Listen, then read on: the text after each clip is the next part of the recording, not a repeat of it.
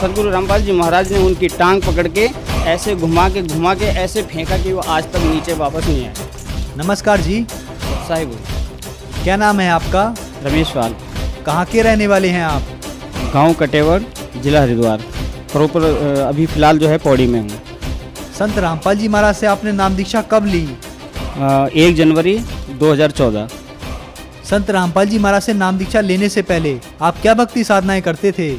Sir Sherawali और हनुमान जी की। Sir आपने शेरावाली तथा हनुमान जी की भक्ति की, उससे आपको क्या क्या लाभ मिले? सर लाभ तो कुछ नहीं हुए और परेशानी होती चली गई। काफ़ी परेशानियाँ हुई सर। मेरा ये हाथ यहाँ पर तक बिल्कुल ख़राब हो चुका था। काफ़ी मतलब इतनी बुरी स्थिति थी कि लोग इस हाथ से मतलब अगर मैं कुछ हाथ भी नहीं मिलाते थे और कुछ खाने के लिए या पीने के लिए कुछ देता था तो नहीं लेते थे। मतलब बहुत घृणा करते थे, हाथ भी नहीं मिलाते थे। और जो फोड़े फुंसी हैं सर, ये भी छोटी उम्र में लगभग 14-15 साल की उम्र से लग गए थे और 2014 तक लगभग परेशान रहा मैं। और दारू भी जो है मैं 14-15 साल की उम्र में पीना शुरू किया था और 14-15 साल तक जो है दारू पिया, अंडा मांस मछली खाया और काफ़ी मतलब ऊट पटांग काम किए और लड़ाई झगड़ा भी काफ़ी किए। सर आपने बताया कि आपको पहले 14-15 साल तक फोड़े फुंसी की प्रॉब्लम रही। आपके हाथ की स्थिति ऐसी थी कि लोग आपसे हाथ भी नहीं मिलाना चाहते थे और आप नशा भी करते थे। तो फिर संत रामपाल जी महाराज की शरण में आप कैसे आए? सर संत रामपाल जी महाराज के शरण में हम एक भगत जी हैं, उनके द्वारा आए। वो भगत जी हमें, जब हम बहुत परेशान थे परिवार से भी, तो भगत जी ने कहा कि भाई रमेश तू एक बार तो सदगुरु रामपाल जी महाराज के आश्रम में चल, अगर अच्छा लगेगा तो नाम लेना वरना मत लेना। और मैं वहाँ गया भगत जी के साथ।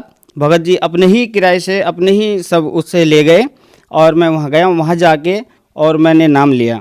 तो सर संत रामपाल जी महाराज से जब आपने नाम दीक्षा ली, उसके बाद क्या आपको कोई लाभ भी प्राप्त हुए? जी सर, लाभ बहुत हुए। ये फोड़े फुंसी वगैरह मेरे बिल्कुल एकदम नाम लेके मतलब मुश्किल से 10-15 दिन के बाद एकदम समाप्त हो गए। हाथ भी धीरे धीरे मेरा सही हो गया, दारू भी छूट गई और घर परिवार में कलेशबाजी भी रहता था तो वो भी मतलब सुख शांति एकदम धीरे धीरे सब आती चली गई। जिस दिन मैं नाम लेके आया था सदगुरु रामपाल जी महाराज से, उसी रात में दिया बत्ती करके जब मैं सो गया था तो रात को एक तरफ सदगुरु रामपाल जी महाराज खड़े थे और एक तरफ वो कंकाल था जो हमारे घर के अंदर घुसा हुआ था। तो परमात्मा ने कहा कि भाई तू यहाँ से चले जा।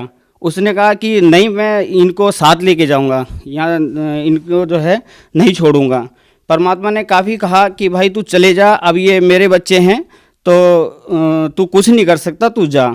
उसने कहा कि नहीं, मैं इनको लेके जाऊँगा। परमात्मा जब वो नहीं माना तो सदगुरु रामपाल जी महाराज ने उनकी टांग पकड़ के ऐसे घुमा के ऐसे फेंका कि वो आज तक नीचे वापस नहीं आए।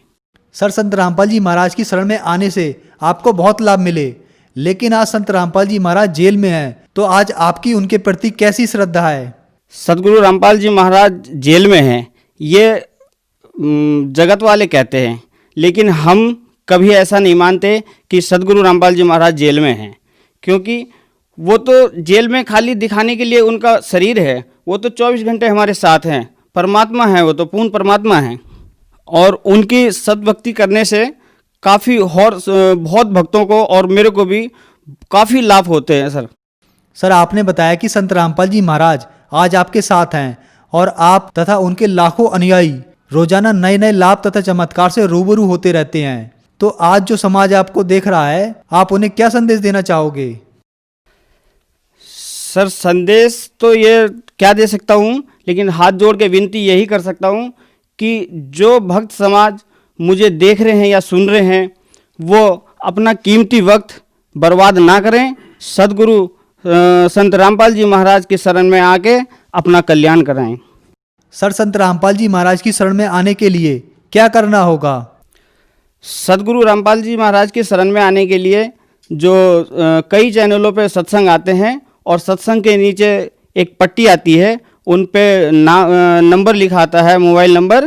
तो उन मोबाइल नंबर से अपना वो जो है एड्रेस पता कर सकते हैं और नाम स्थल पे जाके अपना नाम दान ले सकते हैं परमात्मा से और अपना कल्याण करा सकते हैं। धन्यवाद।